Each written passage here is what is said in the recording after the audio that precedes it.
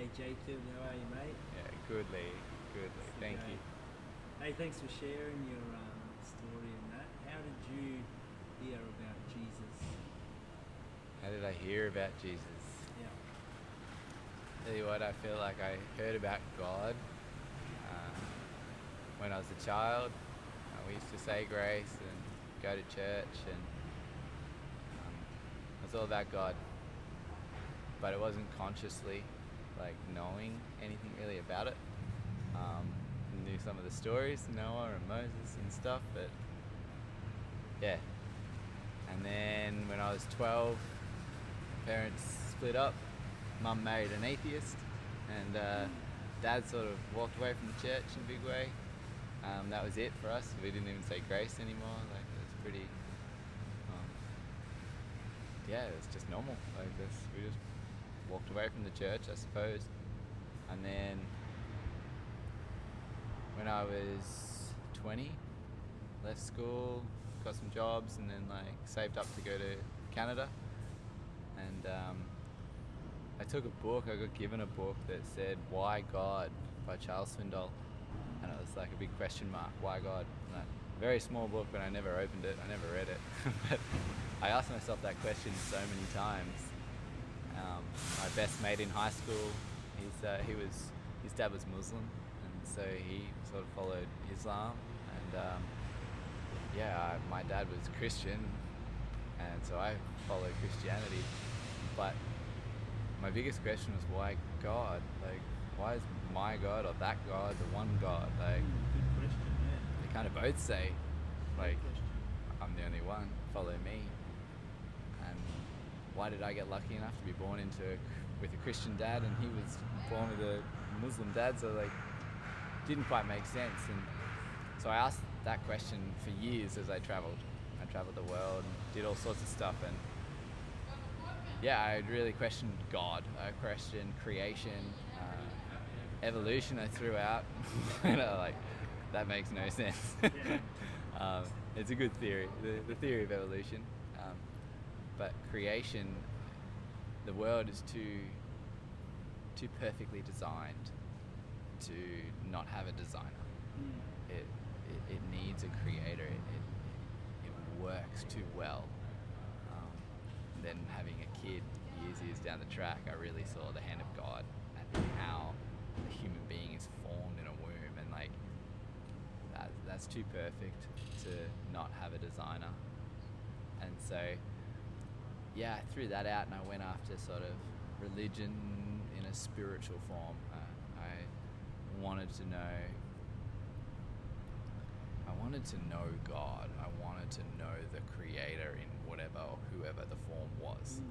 Um, I traveled a lot. I hitchhiked, and everywhere I went, I talked to people. I just asked people, like, what do you believe in? Yeah. Why do you believe in that? Like, how did That's you so grow up? Like, You it's just went funny. after all kinds of different perspectives, views, cultures, Oh, man. different religions, understanding of God. Yeah, that's Yeah. awesome. Love it.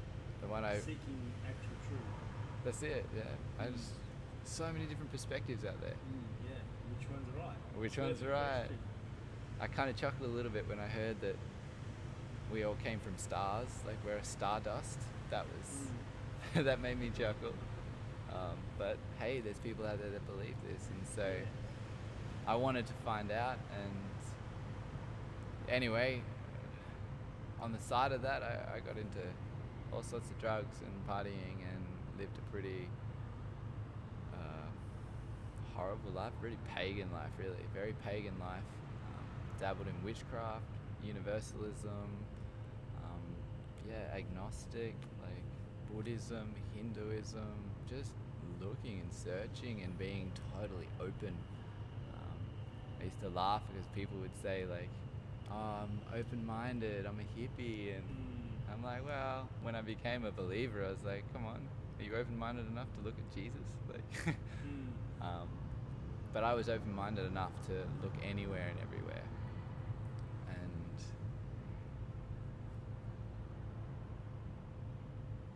when there was a few scenarios that really made me look at Jesus.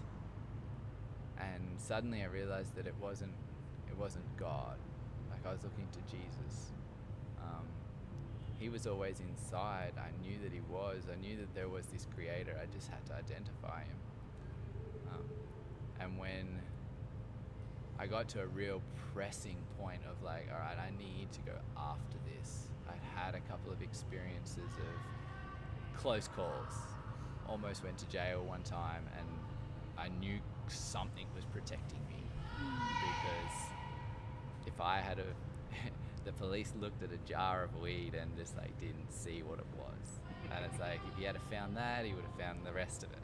And if he found the rest of it, in Texas, man, I was facing 2 years jail. Yeah, wow. And within that 2 years, I became a believer. And so, like, moments like that God just just protected me without me even knowing who he was. Like, it's like you've got to be grateful to a God that you don't even acknowledge or know, but he looks after you. I suppose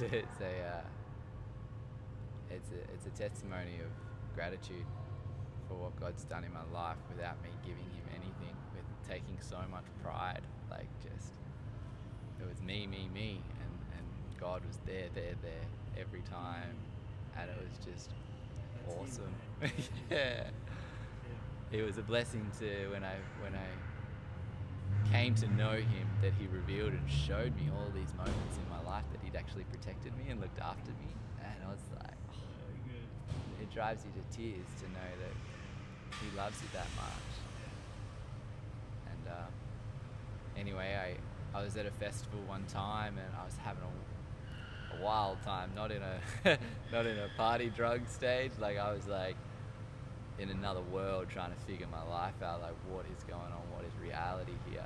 And I remember just so clearly, I was talking to my girlfriend about it, and it was a pretty intense conversation because I'm talking about God and all this stuff, and it got to the point where we're kneeling on the ground at the back of this dance floor, like pretty much in the mud, and the rain starts coming down, and we just knelt there and chatted for ages. And I remember clearly saying, she just got a recent nephew, and I was like, you know, the love that you have for a nephew, like a family having a baby, and like you never realized that you had that love in you for another human being, but it just did something and changed you. And she's like, yeah, like it's amazing. And I'm like, could you imagine having your own child and like the love that you feel for your own child? What would that feel like? Like, I can't imagine it, but you know that it will be there, that love. And then I said to her, God loves us more than all of it put together. He loves us more than any human being can actually show love. And I said this to her, I'm like, I don't even know God. Like, What am I saying? I had no idea what I was saying. And so I don't know, I started to really, really question it. I'm like, nah, I gotta look for this God. I gotta be open. I gotta be open-minded to see if it's real. I was looking for truth. I wasn't looking for your way or his way or her way. It's like, I want to know the creator of the universe. And so I ended up moving down to Rosebud, Victoria, and hung out by myself for the first time. I was like 26, never lived by myself. Like, I'd always been in home or share houses or somewhere. And my first time actually being at my own house by myself every night. It's like you just have all this reflection time. And it was really, really good for me. And I just started working hard, and I started asking my dad about questions, and about probably a year prior to this, he became a Christian again. Like, Wow, that's cool. you can be a Christian for 40 years or 35 years and then become a Christian when your eyes get open, and it was pretty cool. And so we're just talking, and in my mind I thought, well, if I need to give Christianity a go, I got to do what they do, and so I got to get baptized. Like, that's what they do, so alright, I'll get baptized and I'll see if this is real. Like, and so I organized a baptism. I was like, yeah, invited my family, and I said, I'm gonna get baptized because I want to see if this is real. I didn't know really what I was doing, And now I'm a little bit more educated around it. I realized that I had no idea what I was doing. But I wanted to give it a go. And about 3 weeks before the point of my baptism, my dad said, look, I might come down and hang out with you for the weekend and just talk you through some things. And he'd actually studied ministry 20 years prior, and so he had some education around it. He knows the Bible, and so he's like, I just want to make sure you know what you're doing. Like, this is not just a flippant decision, which he was pretty much reading into me, because that's pretty much what it was. It's a bit of a flippant decision. I didn't know what I was doing. Anyway, he came down and we just talked, and we listened to this a John Bevere CD about the city of Affabel. I think it's Affabel. Anyway, and it's just this story of like going to heaven or going to hell, and how pride and different things can get in the way. And I just listened intently, like I was literally on the edge of my seat, just like focused and listening. And right at the end, John Bevere started saying like, well, I'm going to say a prayer for anyone that wants to give their life to Jesus. And my dad paused it. I'm like, don't pause it right now. Like, I want to hear that. Like, this is the juicy bit. that's it. And he was just like, all right, now you don't have to. And I'm like, Dad, I'm ready. Let's go. And he's like, no, well, like, you sure? And I'm like, play the CD. I'm ready. Like, so he played, and we got on our knees, and I just bawled my eyes out, and I gave my life to Jesus. And there's moments in my life that, like, I've experienced God. I've seen what He can do in a reality. I saw a demon, and then spoke to the person that had a demon clinging onto them, and they felt the pain in their shoulders that the demon's claws were digging into. Like, I've seen it, and I've seen angels.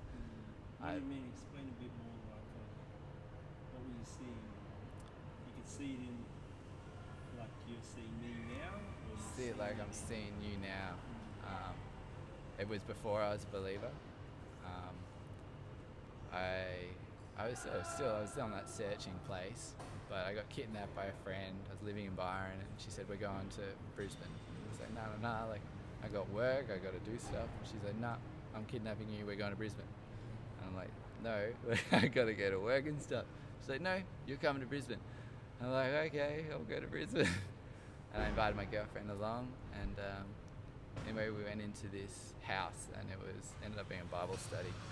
And there was like 25 young people glowing and warm, and being tricked. I didn't want to tell my girlfriend, because I realized that I'd tricked and sucked her in too, and she wasn't going to be impressed.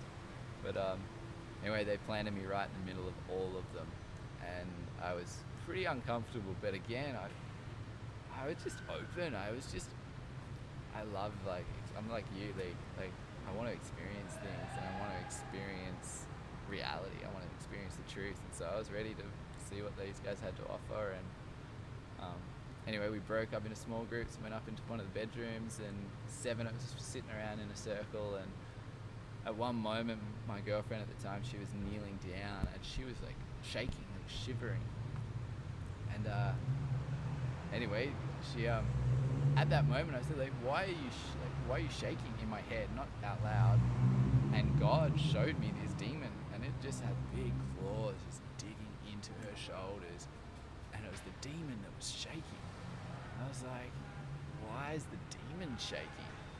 And looked around the room, and God opened my eyes, and there was these big angels just sitting in the roof. They weren't even in the roof, they're just in the air, but like in the corners of the room, they were just chilling out. Wow. And this was a Christian house, there's Christian people, and their angels were just hanging. They weren't doing anything. They weren't fiery and fierce. They were just hanging out. And that demon was so scared, he was shivering in his boots. Anyway, I shook it off. Like, I've done a lot of hallucinogenics, and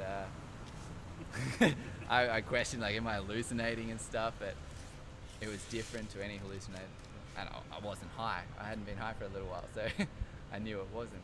But anyway, I got outside, and my girlfriend blew up at me, like demonic, blew up at me, screaming at me, yelling at me, and she said, how dare you take me into that place? I was like, what place? Like, the language that she was using, it was like the demon didn't want to be in that place. And anyway, I calmed her down after a while, and I said, you know what? So I saw something in there that was wow, like freaked me out. And she's like, yeah, what?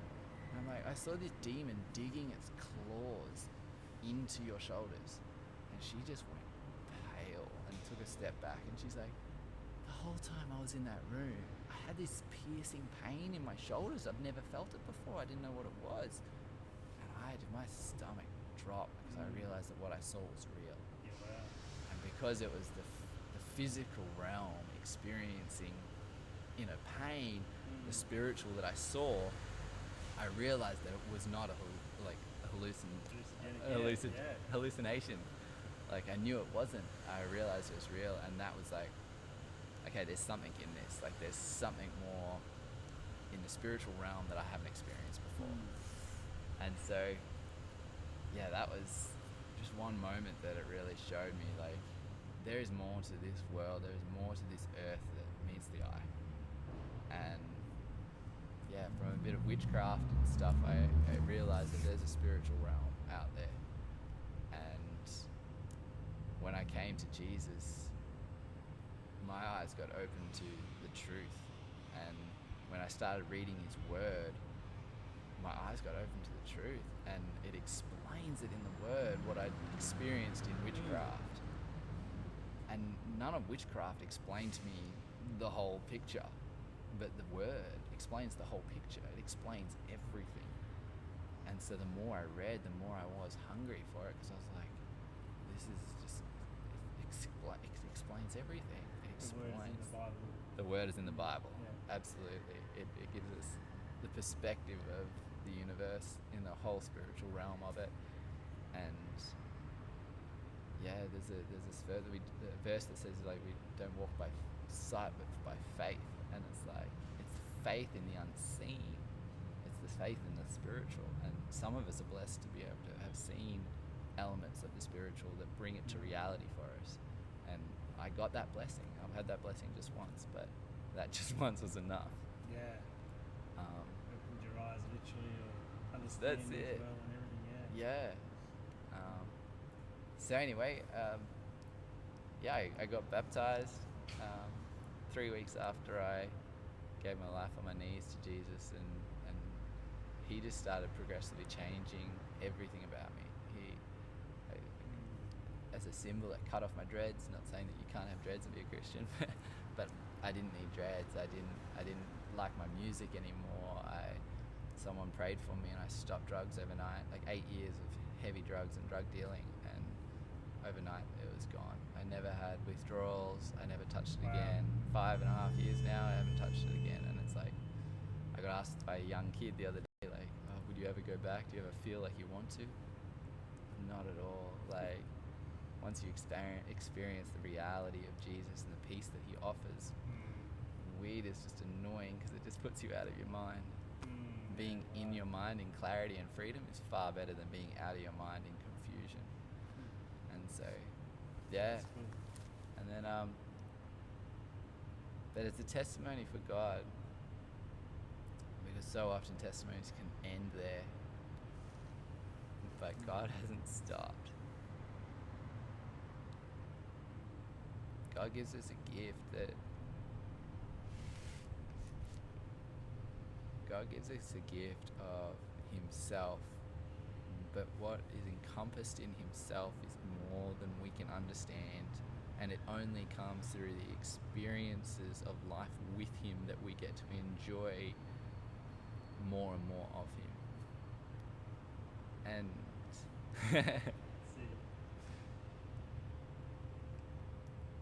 him being your provider or your protector, it's like, when we acknowledge God before man, Jesus acknowledges us before his Father.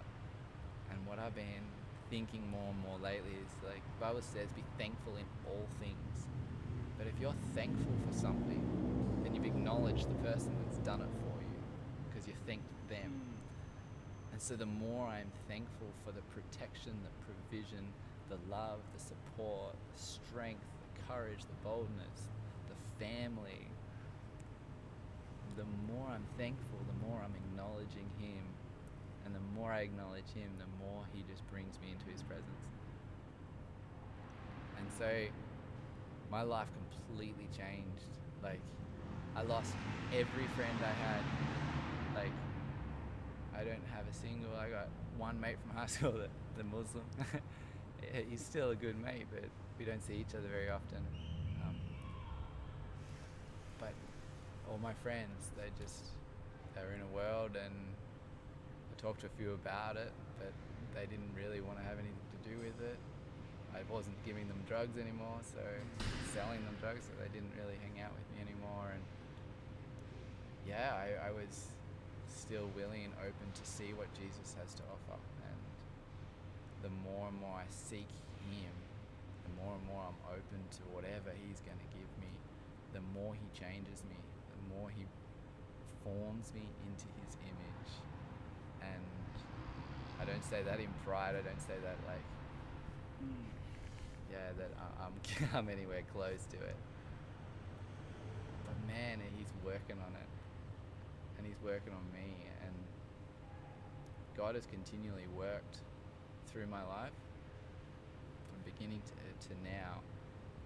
But the difference between the 26 years before I became a Christian and the 5 years since is that I'm acknowledging him for what he's doing in my life. And he's revealing what he's doing in my life. I get to see it every day, and this is where the testimonies come from, is that we're seeing the hand of God in our lives. And I get to see now, living on the road in a caravan with my family, I have to rely on God, and then I get to see the hand of God every day in my life, working and leading. And like that kid asked me the other day, like, do you ever get tempted by drugs? Like, do you ever get tempted to go back into the world? No. Nah. Doesn't compare. It doesn't compare. Yeah. When you experience the reality of Jesus in your life, nothing will compare. And the more you surrender yourself to him, the more he fills you. And so yeah, I'm still an open vessel. I'm just an open vessel for righteousness, not sin. An open vessel for God and nothing else. And I pray that he continues to use me and love me and be with me and fill me up with his presence, because it's the best drug going around. Like, God just is more than anything you can ever experience in the world. We just got to open ourselves to the reality of where we live, not just what we see, because we're in a spiritual universe. And I can't wait to see him face to face in heaven, in the new earth, in the new heaven. And man, like what I think Jesus said, I'm getting my scriptures mixed up, but I think Jesus and Paul both said it in their own ways, that we can go through all sorts of trials and all sorts of living this life for the joy he faced the cross for the joy set before him. And Paul says, like, nothing I have to go through is worth the comparison of what's to come. Like, so yeah, I'm gonna just keep going towards Jesus and know that he's got the rest. There's nothing else I have to do. What about his character?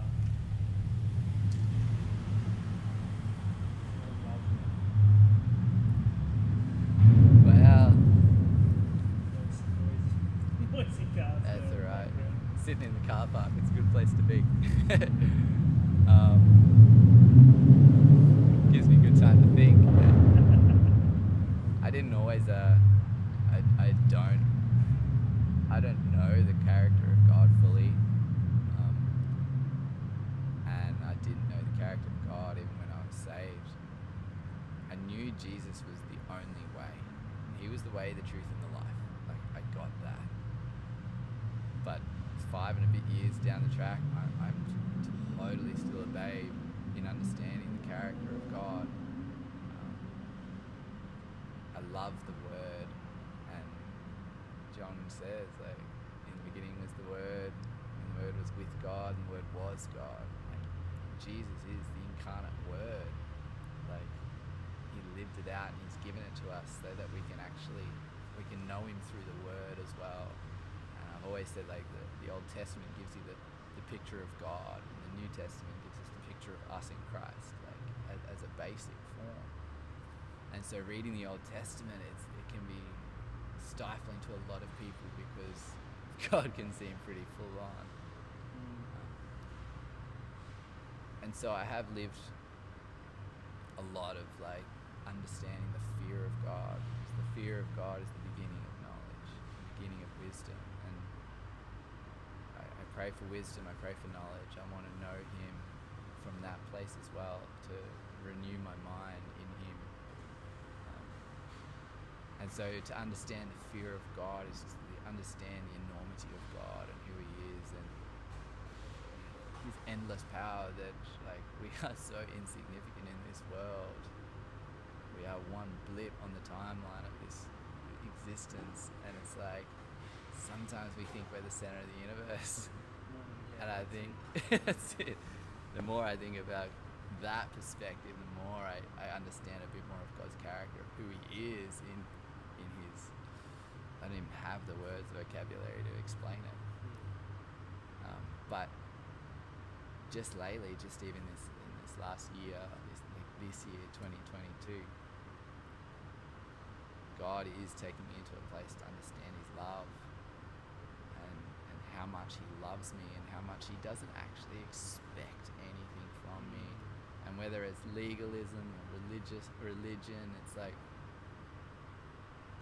God just wants me to be me because he made me to be me. There was one of the moments in my testimony, per se, is that I was sleeping with a witch and dating another girl at the same time, and this witch put a bit of a spell on me one night, and she wanted me to look into the mirror as like a demonic portal. And anyway, after a bit of convincing, I looked into the mirror and I looked into my eyes intently, and God just took over. There was no spell, no curse that could have prevented God from taking that moment into his own hands. Anyway, I saw me as a little boy. I saw it, I felt it, I heard my voice, and God just says, like, told me that I was a kind, loving, gentle little boy, and he gave me this, like, inner confidence and boldness to just live out of that place. And so skip forward like 5 years, and God is still forming in me the courage and the ability to live out of who he made me to be, like gentleness and kindness, self-control, humility, like all these things that God, Jesus himself, I'm humble and lowly of heart, like the facade that I worked so hard at to, like, make myself cool and be liked by people and be something. It's like God just wants me to be me, and in that the character of him is just so accepting of me exactly the way that I am, but this love and desire for me to live the best that I can live, to live the best me that I can live. And that's just an encouraging father. And so it's like he's happy if I never change, but he would love it if I did, because the more I change into the way he made me, the more I present that little part of him that was made in him, his image. And everyone's like that. Every person, and they just live out of the person that God made them to be. They get to live out of a little piece of God. And when we see everyone for who they truly are, not by flesh, but by spirit, we get to see a little part of God. And so, like the character of God, I think I'm just learning to see it through people and see it in love be loved. And that just, I don't know, I still can't put words to it, but that's overwhelming. It does, it feels too good to be true. Like seeing the way Lee lives.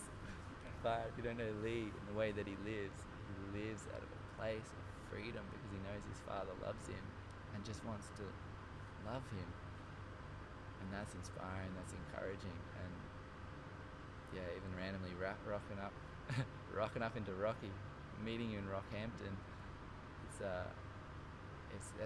that's God's gift to just help me see a little bit more of who he is and embrace a little bit more of who I am and who he made me to be and who he is in me. And so yeah, I'm still working on the character part, but it's overwhelming that we can only take little bits at a time, I think. It's a good revelation to the way. Yeah. No, I love it, bro. No. Thanks for sharing your story and No, that's alright. those questions. Appreciate it. Nah, thanks, Lee.